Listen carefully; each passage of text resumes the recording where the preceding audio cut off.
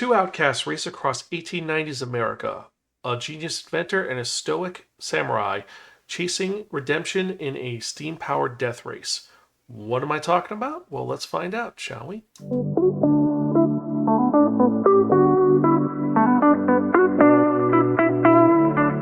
Hello and welcome to an episode of the Spiraken Manga Review. I'm your host Zan, saying konnichiwa, aloha, bonjour, and what's up? And welcome to another episode of the Spiraken Manga Review, some podcasts and manga reviews about connected enhanced narratives, an awesome podcast where we talk about various topics, including manga, and more importantly, manga. And I tell you the pros and cons about it, how the art style is, and more importantly, if the manga is worth investing your time in or not. You don't have to agree with anything that I or my co-hosts say, but we try to be educational, enlightening, exciting, and most importantly, entertaining. You can check us out at www.spiraken.com. We're also on YouTube, Blue Skies, Instagram, and various other social media sites. Just type in SPIRAKN. And if you're watching on YouTube, more importantly, remember to like, share, subscribe, and click on that bell for notification for when we release new episodes. And also remember to subscribe because we do the best we can. And I know it has been a little bit of time since I released a new episode. Things have been crazy, life's been weird, but I am back, I am ready, I am set to go, baby. So let's get to this with a fun manga, which is completely insane because of the premise behind it. More importantly, this was released during COVID at the same time the anime was coming out. So they were coming out simultaneously, and then the anime got stopped because of COVID, and the manga finished, and then the anime came out afterwards. But this is still a thrilling, amazing, insane story. And what am I talking about? I'm talking about Appare Ranman. This was created by Appare Racing, and the art for the manga is by Antonsiku. And this is the story of a group of individuals involved in the Trans-American Wild Race, a race across America from California to New York, which happened in 1890. There are actually a lot of evidence of this race actually occurring, but this is a very different version because it's very Wacky Races. And in the 1890s, there are multiple different types of vehicles that were available. We actually had electric cars, steam-powered cars, gas cars, and a few other alternative energies, which is really fascinating. And this is the story of a group of individuals who are getting involved in this completely insane wild race. And the person that we're talking about is a unique group of individuals. Isami and Appare, these are two, I don't want to call them idiots because they're not idiots, but there are two people who definitely should not be in this race, and they're driving a car which is not designed as a car. It's actually the remnants of an old boat they had. And let's just get to explaining who they are, because Appare is a genius who lived in Japan. He's the second son of the Serrano family, and he's really, really smart. The only problem is that his family is a bunch of merchants, and he causes problems with his weird inventions. More importantly, he recently got a hold of a copy of that one that only the great and all-powerful Jules Verne's Journey to the Moon, which is a really weird story from the 1890s, and he's now obsessed with leaving and making a rocket ship to go to the moon. But in order to do that, he has to kind of work his way up, so he's working on a boat that can get him from point A to point B. The only problem is, as he's doing his experiments, he's become a public nuisance. So the town magistrate has assigned someone to be his caretaker. And who are we talking about? We're talking about Isano. Isano is the eldest son of a family. He's also the assistant instructor at the Hangatsu Dojo. He has been busting his ass off, working to be really good at his life, provide for his family. His little sister has to get a marriage offer. He has to make sure this works, and he's not sure it's going to work out. He's going to do what he can, but he's going to push to make it work.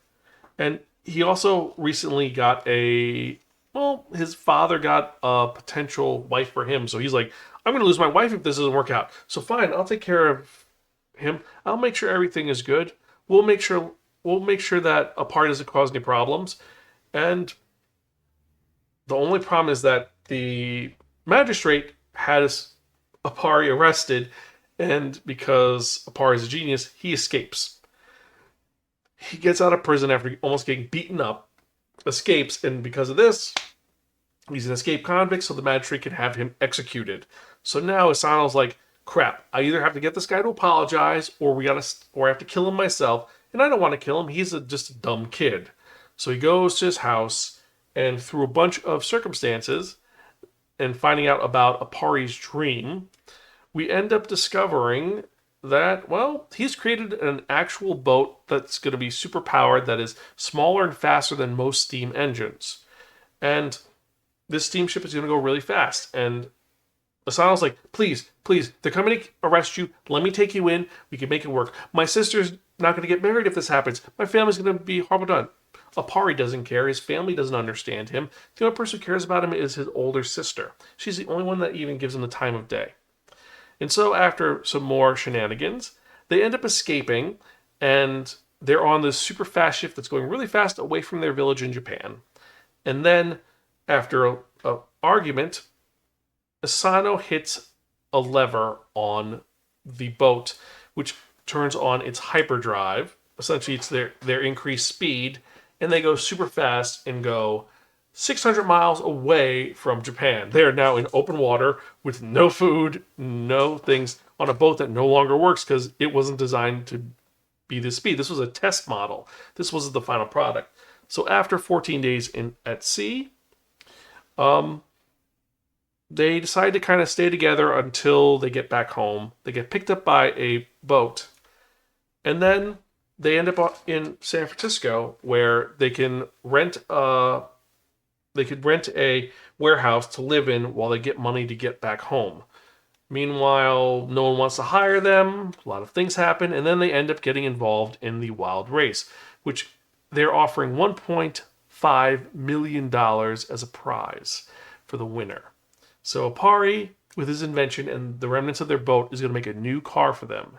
Meanwhile, dealing with all of the other crazy people who were involved in this kind of wacky race.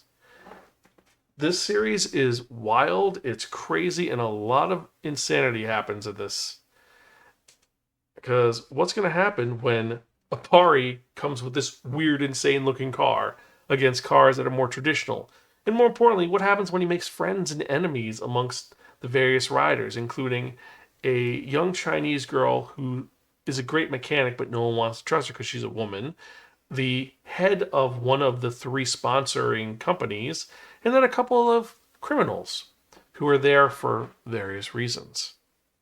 What's going to happen? Who's going to win? You have to read this to find out. And this is a crazy story. It is exciting, it's violent, it's weird, and more importantly than that, it's really clever with what it does. It's about Asano and Appare learning to come together with their 2 very different mindsets. Because one is very, let's be traditional, let's be good, we can't do anything odd. And then Appare's, I have to think outside the box. You're thinking too small, we have to go crazy. And he's not really thinking about other people, he thinks about the projects. And then when eventually he starts to become more personable, we see this character growth that's really well done. There's more going on that I don't want to spoil because it is a one-shot. There's only 1 volume of this manga, and it's really good. It's really entertaining. There's so many clever characters. I mean, let's be honest. The members of the 3000, who I'm not going to spoil any of them, this is one of them. He has this weird mask on. And then we have 2 others, Dylan, who is Dylan the Good. They're all just nuts. And they're all unique, and you remember all of them, and you want to talk about all of them. And this all crescendos into a huge fight and stopping a train that may crash into one of the major cities. And you get all the Western elements. You get gunfighting, you get sword fighting, you get races, you have runaway trains, you have a damsel in distress, you have an evil black hat cowboy who's completely crazy and wants to cause problems, you have dynamite. This is a fun ride. The ending is very different than the anime. I ended up watching the anime afterwards, and it does something completely different. It changes motivations for certain characters, and also changes the reasoning behind certain decisions that the characters make. And on the one hand, the anime does a great job fleshing it out more. I still feel that the manga has the stronger ending and the stronger story overall because it is more tightly knit. It is more concise. It wasn't, oh, we had COVID, we have to kind of to pad this out. This isn't that. And, well, for that reason, I have to give this manga, which is well done. Well, actually, before I get into the rating, let's talk about the art style. Art style by Antonsiku is great. You do get some chibi forms, but you get some beautiful, beautiful mechanical designs in here, and you get some great double-sided panels, which they are beautiful. A lot of violent scenes, and the character designs are well done, where every character is different. You can tell Appare from Lingzhu, from Axel and Leon and Isami. They all look different. I will say that it's kind of weird that Asami has this weird, like I drank high C and I have weird markings on his lips. No one else in the series has that. It's weird that he has that. They don't explain why, but that's a thing. So that is one part about it. But characters are well done, story is exceptional, and for this reason, I have to give this Bar from a Friend and Don't Return Unless Offered Pocky our second highest rating. Now you're probably wondering, why did I give this not the best rating of really, really cool? Reason why is this is a steampunk racing manga that's exciting and insane, but it feels like there could be more to this. This could be a whole series, not just a one-shot, but it is just a one-shot. It is a contained story which ends with a cliffhanger that they don't do anything with, and I would love to have seen them progress further. I'd love to see what Appare could do given more tech, given other advancements happening in the 1890s in the world. But we don't get that. And the art style looks very similar to the anime, where you have that, like I said, you have the characters who each model looks very different from each other. You have these very unique character beats. Like I said, Leon, who is in charge of BNW, yeah, I know, subtle there. He is just very French and very almost like a smooth knight. And then you have these other characters who are wearing the classic Victorian clothes, and then you have Isami, who is wearing a standard kimono, but then you have Appare wearing this weird festival outfit that kind of stands out. And then you have also some other characters who look completely insane. They're very modern. So the designs are unique with that. Overall, it's a great series, which is really worth reading. I highly recommend it. If you've watched this or checked it out, let me know. You can email me personally at Xan, that's Xan, at Spiraken.com. Or you can tweet me at Spiraken and let me know your thoughts on if you like this, don't like this, or what your thoughts are. And with that in mind, let's actually get to the manga releases of the week, because it has been a little bit of time. See, these are the mangas that came out this week, and there's some really good ones. So first off, we've got Ashita no Joe, Fighting for Tomorrow, Volume 3. Yes, the third volume in the tremendous story of Ashita no Joe. Got Akane Banashi, Volume 13, and an anime for this series is coming out. Astro Royale, Volume 1. Battle Royale Enforcers, Volume 4. The Bugle Call, Song of War, Volume 2. Colette Decides to Die, Volume 4. Cosmos, Volume 2. Dan Da Dan, Volume 14. The Demon King is Way Too Overprotective, Volume 1. Demon Slayer Kimetsu Academy, Volume 6. The Devil Princess Light Novel 1. Don't Hold Back Lord Hades, Light Novel 1. The Elusive Samurai, Volume 16. Fake Face Lip Breaks. Fly Me to the Moon, Volume 29. The Fragrant Flower Booms with Dignity, Volume 8. Girl Crush, Volume 2. Hira Yasumi, Volume 6. Hollow Earth Chronicles Side E, Yamato Fantasia, the light novel. Hunter x Hunter Omnibus 3, which is 789. I Want to Do Bad Things with You, Volume 7. I Want to Escape from Princess Lessons, Volume 3. This is the manga, not the light novel. In the Name of the Mermaid Princess, Volume 7. Inside the Tentacle Cave, Volume 5, and this is the manga, not the light novel. Jujutsu Kaisen, Volume 27. Kagurabashi, Volume 4. Kaina of the Great Snow Sea, Volume 4. Magalumiere, Magical Girls Incorporated, Volume 9. Mao, Volume 21. Marriage Toxin, Volume 9. Mission Yozakura Family, Volume 18. Mobile Suit Gundam The Origin, the deluxe edition. This is the special edition which is coming out. That looks really cool. And it is hardcover. My Husband and I Sleep in a Coffin, novel number 1. Natsume's Book of Friends, volume 31. No God in Eden, volume 1. Not So Shoujo Love Story, volume 2. Pokemon Sword and Shield, volume 13. Queen's Quality, volume 23. Rai, volume 1. Rainbow After Storms, volume 5. Rooster Fighter, number 8. Ruri Dragon, volume 2. Sacrifice of My Manly Soul, volume 1. Sakamoto Days, volume 18. Sakura Saku, volume 8. Shoha Shoten, volume 8. Snow Angel, volume 2. Snowball Earth, volume 6. Spy Family, volume 14. Vinland Saga, the deluxe edition, volume 8. This one looks beautiful. The Way of the House Husband, volume 14. Welcome to Demon School Irumakun, volume 15. Welcome to Irumakun Iru Mafia edition, volume 1. This is a special edition which does something a little bit different.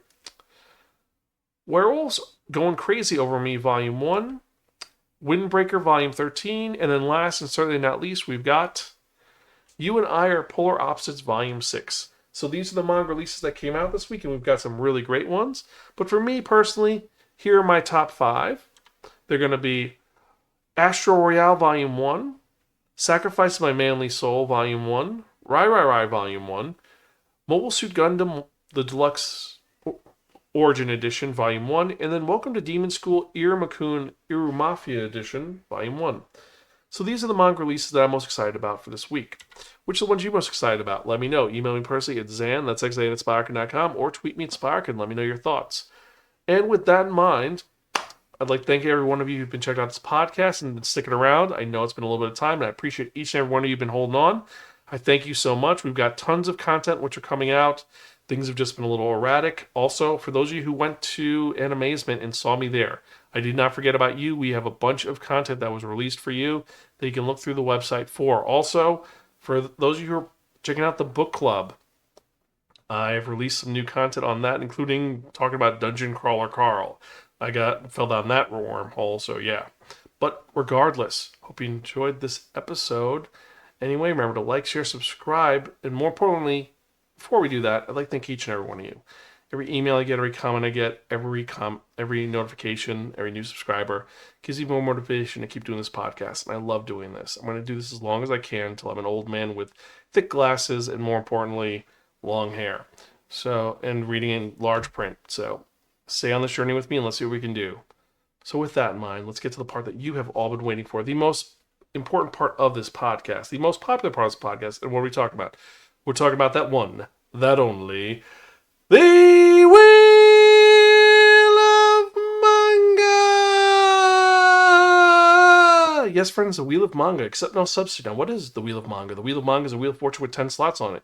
And what I've done is I've assigned a manga title to each of the 10 slots. So what we're going to do is we're going to spin the wheel. Whatever number it lands on, the manga that's in that spot is what I'm going to review in the next episode of the Spiraken Manga Review. Episode 563.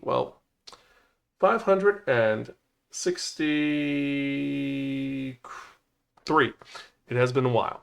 But let's spin and see what we're going to review the next episode, shall we? Because we've got some really good titles on here. And also you can see I fixed it up with some nice white chalk instead of the colored chalk.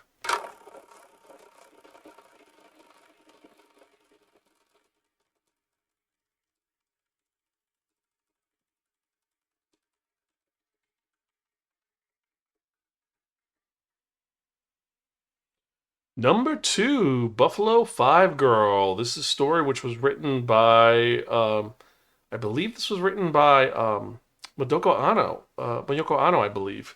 But this is a weird, well, I've heard it's a weirdly drawn story with a girl in a cowgirl outfit. What's it about? I'm not sure, but we're going to find out. So anyway, hope you enjoy this episode. As usual, I'm your host, Zan. I'm Gonzville. Thank you for checking this out. I'll check you guys out next time. And remember to keep reading manga. See you later.